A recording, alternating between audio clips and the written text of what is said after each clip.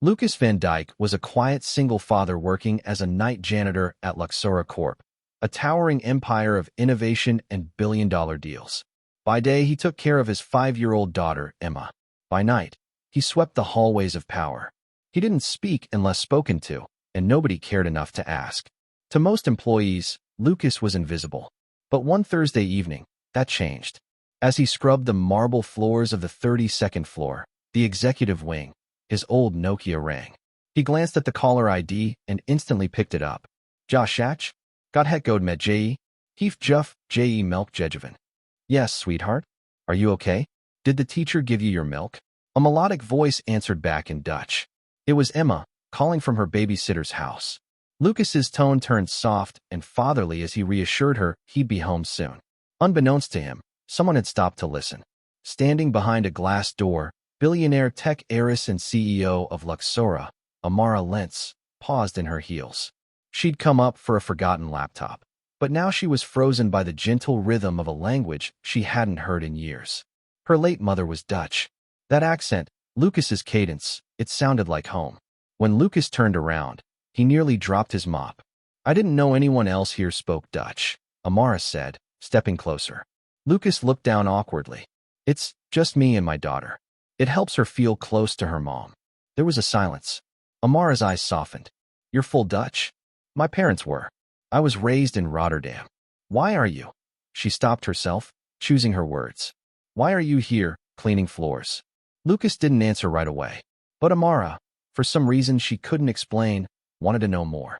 Come by my office tomorrow, she said finally. Bring your resume. And speak Dutch.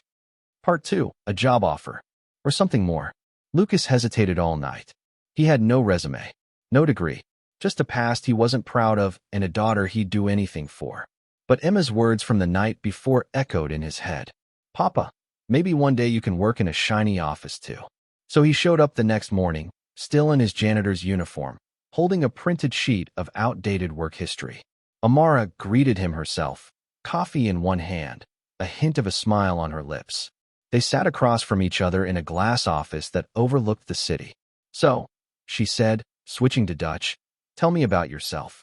Lucas's Dutch was crisp, eloquent, and poetic. The moment he began speaking, it was clear he was far more than what his job title suggested. He'd studied linguistics before dropping out to care for Emma after his wife died. He'd worked small jobs in call centers and tech support before taking a cleaning job for its flexible hours. And your daughter? Amara asked gently. She's everything. I work nights to be there when she wakes up. Amara's face changed. It wasn't pity. It was admiration. I've had dozens of assistants with glowing resumes, she said. But none of them ever made me feel like my mother was in the room again, until now. Lucas blinked. Sorry, I want you to stay, she said. Not as a janitor. I need a personal liaison for a new European expansion. Dutch speakers are rare. Honest ones, even rarer. But I have no. She held up a hand. You're raising a daughter alone. That says more than any degree. Just say yes. Part 3. A daughter's smile, a billionaire's secret. Lucas took the job, and his life changed overnight. He traded his mop for meetings, his uniform for suits, and his silent hallways for buzzing boardrooms. But what stayed constant was Emma. Each morning, he still packed her lunch, tied her shoelaces, and kissed her forehead before school. Amara, despite being a billionaire, started showing up, not just at work, but at playgrounds and weekend book fairs. She and Emma bonded over puzzles and chocolate sprinkles, a Dutch treat Lucas used to make. One evening, as Emma lay asleep on a couch in Amara's penthouse after a board dinner, Amara stood beside Lucas on the balcony. I've spent years surrounded by people who want my money, she said. And then a janitor answers a call in Dutch, and I find peace. Lucas looked at her, hesitant. I never expected any of this. I didn't either, she replied. But sometimes, the universe speaks quietly. There was a long pause. Then, softly, Lucas asked, and what is it saying now? Amara turned, eyes gleaming. It's saying stay. And for the first time in years, Lucas didn't feel like a janitor, or a single dad, or a man barely surviving. He felt seen.